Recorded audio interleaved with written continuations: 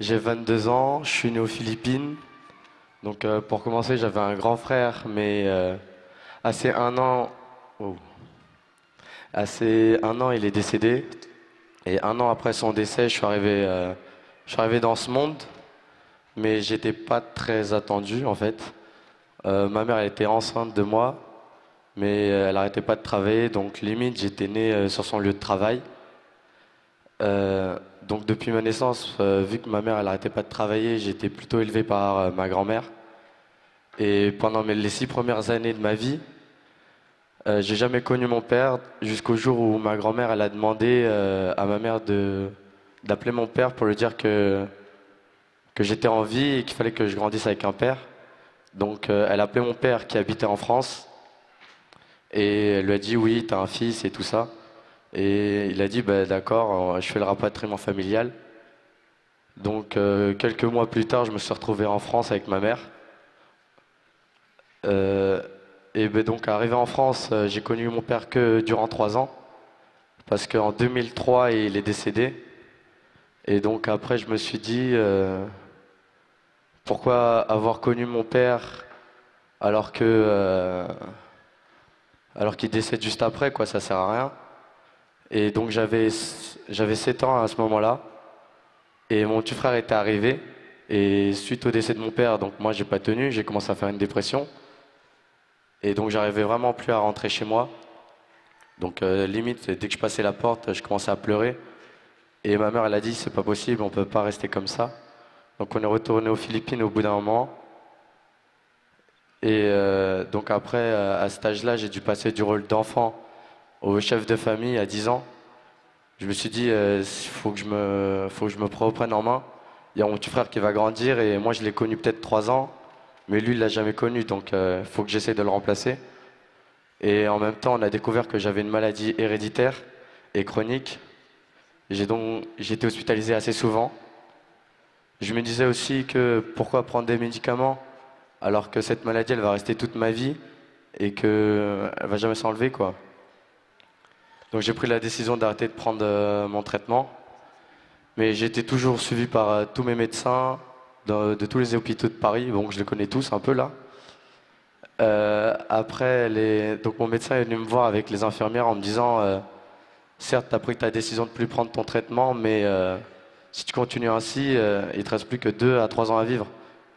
Donc moi, étant jeune et bête, je m'en fichais un peu. Je me dis ouais, ok, il me dit ça, ça rentre d'une oreille et ça ressort de l'autre. Donc, mais en parallèle, ma vie était assez normale, hein, comme un jeune en cours, j'étais assez bon, mais on s'endormait un peu en cours. Et pourtant ma mère, elle m'a jamais soutenu, sachant que je ramenais des bonnes notes pour une fois. Et je ramenais des bonnes notes et j'étais assez fort en sport. Je lui ramenais des titres en escalade comme le titre académique. Je faisais les championnats de France d'escalade. Et je lui dis, bah, maman, t'es fière de moi? Elle me regardait, elle me disait, non. Ok, t'as ramené ça, mais pour moi, t'es l'homme de la famille quand même. Donc à cet âge-là, ça vous met une grosse claque dans la gueule quand même. Donc ben, après, malgré tout ça, malgré tout ce que je vis, je suis allé à l'aumônerie dans ma paroisse. Donc j'étais servant de messe, j'étais grand clerc. Dans ma vie catholique, j'ai connu Jump for Joy. Donc je vais vous expliquer un peu. Jump for Joy, c'est un groupe de jeunes qui évangélisent grâce aux missions. Donc grâce au chant, au théâtre et à la danse. Et on est envoyé en mission un peu partout. Et au départ, j'allais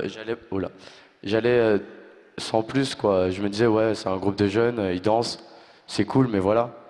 Mais après, au fur et à mesure de rester, j'ai vu qu'il y avait une bonne ambiance. Donc je suis resté, je m'intéressais de plus en plus. Puis j'ai eu quelques soucis avec différentes personnes, mes amis et ma santé. J'étais très blessé, j'ai donc décidé d'arrêter tout ça. J'en avais marre, j'ai arrêté ma vie catholique du jour au lendemain.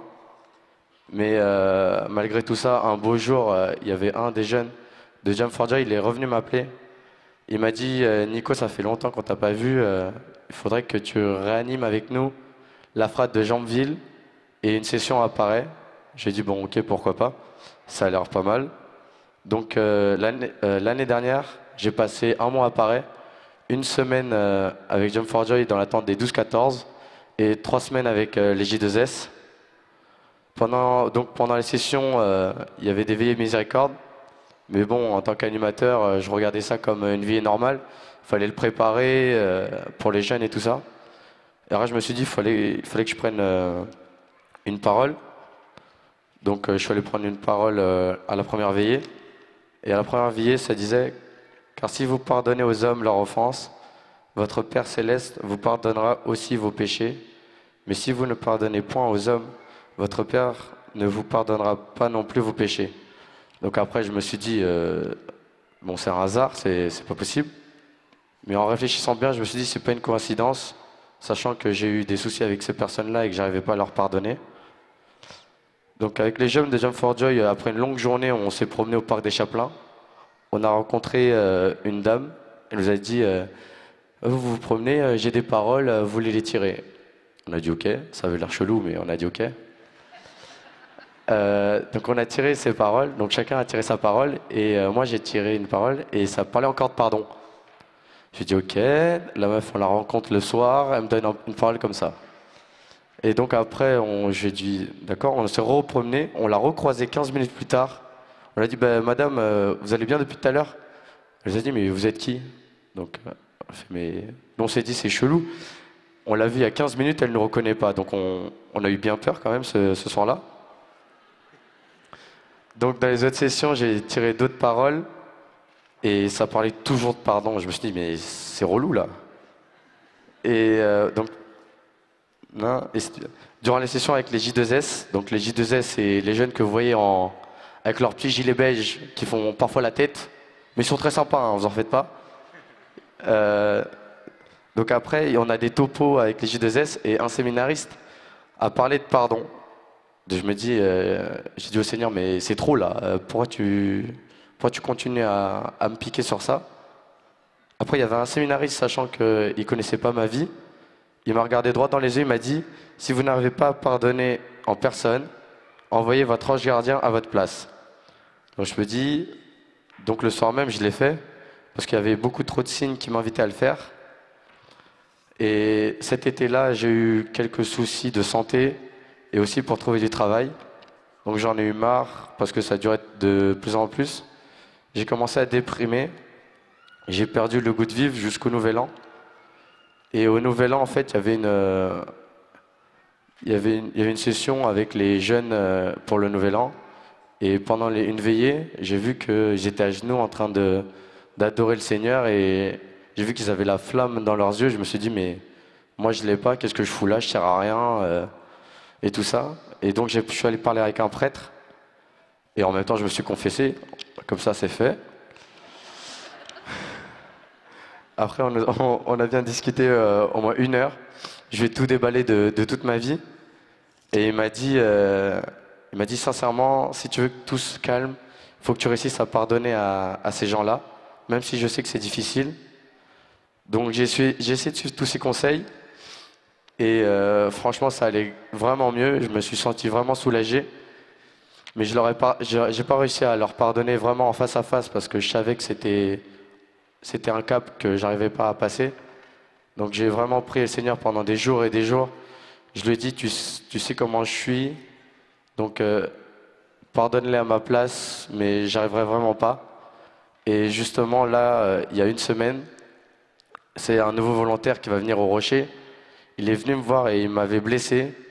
Et il est venu me dire, Nico, je ne sais pas pourquoi on s'est quitté, mais je te demande pardon de tout ce qui s'est passé, sachant qu'il n'avait rien fait et tout ça. Et moi, je l'avais mis dans le lot et j'étais vraiment énervé contre lui.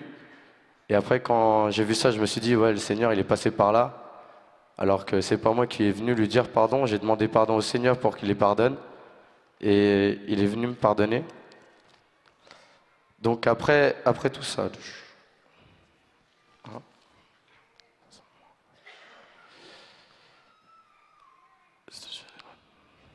Et donc après, j'ai découvert le Rocher.